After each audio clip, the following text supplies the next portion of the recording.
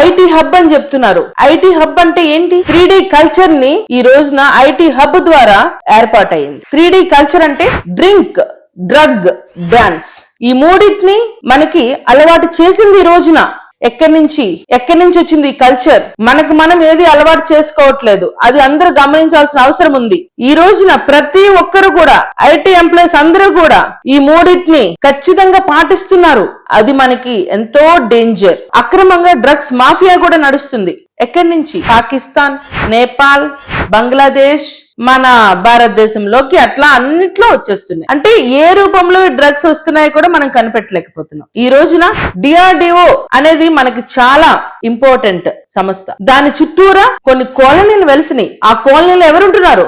ఈ రోహింగ్యా, బంగ్లాదేశ్ ముస్లింలే ఉంటున్నారు మన డిఆర్డిఓ చుట్టూరా కాలనీస్ లో. కాబట్టి వాళ్ళంత ధైర్యంగా మన మీద సవాళ్ళు విసురుతున్నారు. మీ బ్రహ్మోస్ షిప్ బోర్డర్ కి ఎట్లా మేము రీచ్ చేయగలుగుతాం, మేము దాన్ని ఎట్లా చేస్తామో మీరు చూడండి అని మన మీద సవాళ్ళు విసిరే పరిస్థితి ఈ రోజున మనం చూస్తున్నాం. ఉపాధి పోతుంది. పరిశ్రమ వాడలకి వాళ్ళే వెళ్తున్నారు. కార్మికంగా పని చేసడానికి వాళ్ళే వెళ్తున్నారు. కార్మిక సంఘాలు ఏం చేస్తున్నాయి? పారిశ్రామిక వాడలు ఏం చేస్తున్నాయి? మహిళా సంఘాలు ఏం చేస్తున్నాయి?